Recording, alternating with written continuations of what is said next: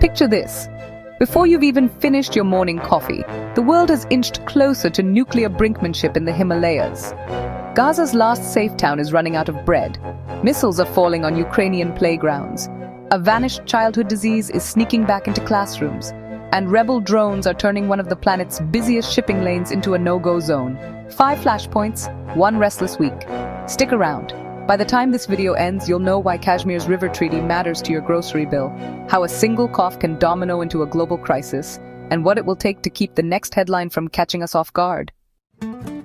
This is Nexusfeed Weekly Top 5 Global News Roundup. Let's dive straight in. We'll start in the Himalayas, where 2 nuclear-armed neighbors, India and Pakistan, edged frighteningly close to outright conflict. The trouble began on 22nd April, when gunmen opened fire on holidaymakers in Pahalgam, Kashmir, killing 25 Indian tourists and 1 visitor from Nepal, the deadliest attack on Indian civilians since Mumbai, 2008. New Delhi blamed a Pakistan-based group, saying it was a front for Lashkar-e-Taiba. Islamabad fired back, "Show us evidence." But on the ground, the temperature was already spiking. Shells traded across the line of control almost nightly. Pakistan said it even downed 2 Indian drones. What made diplomats sweat was everything that happened next. India expelled Pakistani envoys, Pakistan answered in kind, and direct trade froze solid. Then came the shocker. India suspended its part in the Indus Waters Treaty, basically turning off the tap on a water agreement that 250 million people rely on. And Pakistan called that an act of war. Both militaries signaled, "We're ready if you are." Pakistan launched an Abdali missile test on May 3rd, right after India showed off long-range anti-ship missiles on April 27th. None of these systems were pointed straight at a target, but the message was loud: "We can reach you." What's scary is that diplomatic safety valves are gone. Hotlines are quiet, ambassadors are on a plane home, and social media in both countries is beating the drums. Internationally, the biggest powers are distracted. Washington by Ukraine and Gaza, Beijing by its own economic slowdown, which leaves fewer adults in the room to say, "Time out." So, if you hear about a single misread radar ping in Kashmir next week, remember, these 2 countries built nuclear weapons before they built trust. Next, the Gaza Strip. The Israeli Defense Forces pushed back into Rafah, the last refuge for hundreds of thousands who had already fled twice, 3 times, even 4 times. In the space of a week, Palestinian casualties kept climbing. Unconfirmed reports say at least 100 over a few days, then more than 30, then 46 in 24 hours, and 2 back-to-back mornings with 50+ each. 1 airstrike on a school shelter alone was reported to have killed 27 people, many of them children. And it isn't just bombs. Israel was reported to have blocked most food, fuel, water, and medicine for 2 months, saying it wants tighter control over distribution. Aid groups warn malnutrition is rising fast. UNICEF had to shelve a planned polio vaccination drive because the supplies simply can't get in. The legal and moral heat is climbing too. Amnesty International is using words like live-streamed genocide, and the International Court of Justice is still probing whether the blockade itself violates the Genocide Convention. Meanwhile, regional fallout spreads. Hezbollah keeps trading fire with Israel in the north, and Yemen's Houthis say every rocket they launch at ships is in solidarity with Gaza. For families in Rafah, the politics are distant noise. They need calories, clean water, and a place where the drones don't circle. Until aid trucks move freely again, every sunrise feels like borrowed time. Over to Eastern Europe, where Russia's war on Ukraine keeps morphing. This week, Kharkiv mourned 5 dead, one of them a child, after a drone hit a residential block. In Kryvyi Rih, a ballistic missile landed in a leafy neighborhood, killing 19. 9 were kids, and eventually pushing the toll to 20 dead and 75 injured. Kyiv felt it too. Another strike in the Darnitsky district added to the year-long tally of nerves frayed and windows boarded. Why the focus on cities again? Analysts say Moscow wants to stretch Ukrainian defenses, wreck morale, and make every siren a test of will. On the ground, Russian troops claim they grabbed the village of Basivka in Sumy Oblast, suggesting they're still probing for openings far from the marquee battles in the east and south. And the politics? In Washington, lawmakers argue over how much money or ammo to send.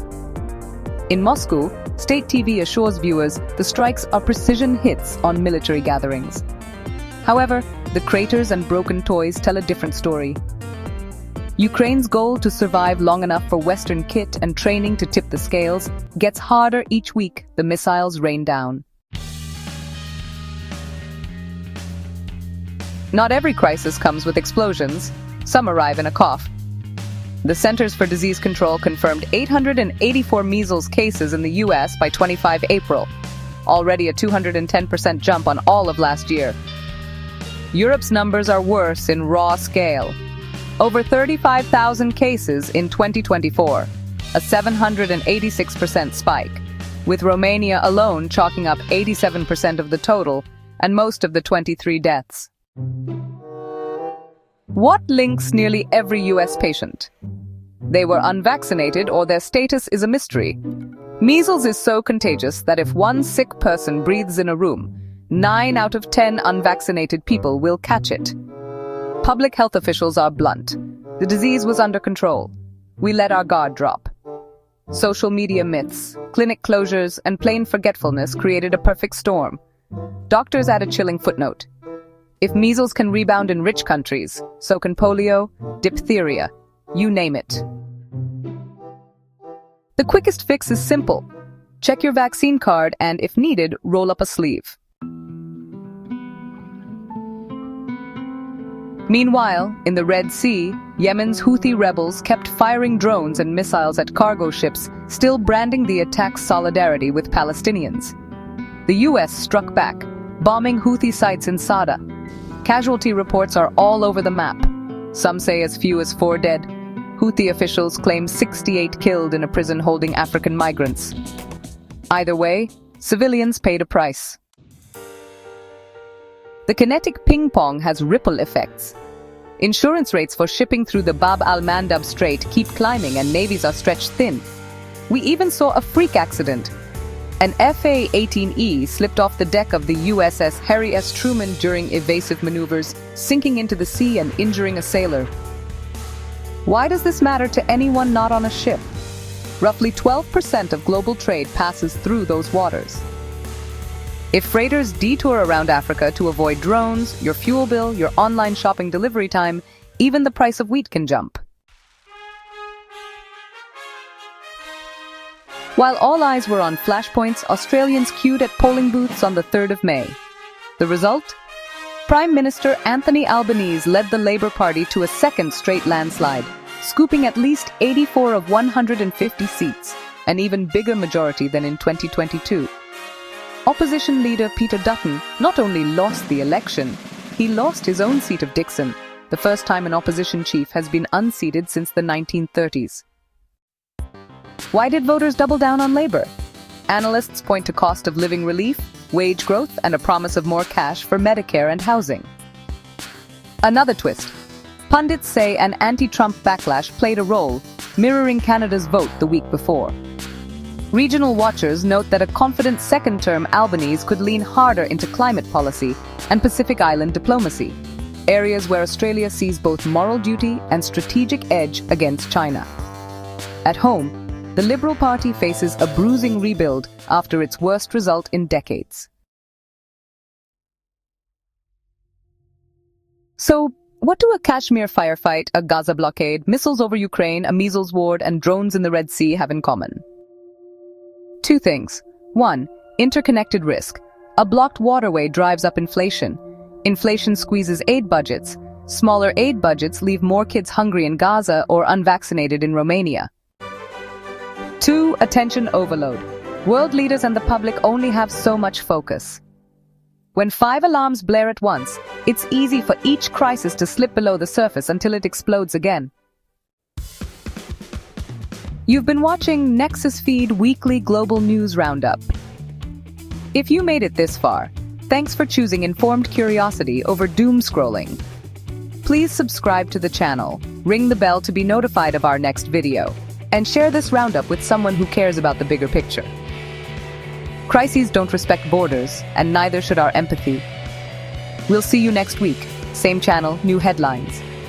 Until then, stay informed, stay critical, stay curious.